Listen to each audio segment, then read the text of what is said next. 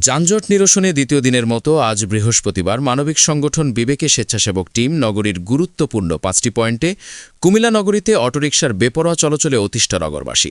ঈদবাজারে কেনাকাটায় আসা সাধারণ মানুষ স্বস্তি দিয়ে ভোগান্তি কমিয়ে যানজট নিরসনে মানবিক সংগঠন বিবেকের সদস্যরা সকাল থেকে রাত পর্যন্ত কাজ করে যাচ্ছেন।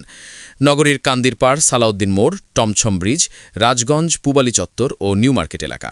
কুমিল্লা সিটি কর্পোরেশনের নবনিযুক্ত প্রশাসক ইউসুফ মোল্লা টিপু নিজের প্রতিষ্ঠিত মানবিক এই বিবেক সংগঠনের ৫০ জন সদস্য ও সিটি কর্পোরেশন এবং ট্রাফিক পুলিশের সদস্যদের নিয়ে যানজট নিরসনে এই কার্যক্রম পরিচালনা করছেন প্রশাসক নিজেই। এছাড়াও নগরীর বিভিন্ন ওয়ার্ডে নবনিযুক্ত প্রশাসক, সিটি কর্পোরেশনের সদস্য এবং নিজের সংগঠনের সদস্যদেরকে নিয়ে সকাল থেকে মশার উপদ্রব থেকে নগরবাসীর সুস্থতা ও নিরাপত্তা নিশ্চিত করতে তার এই উদ্যোগ। মশা নিধনের কাজ নিজেই উপস্থিত থেকে পরিচালনা করেন।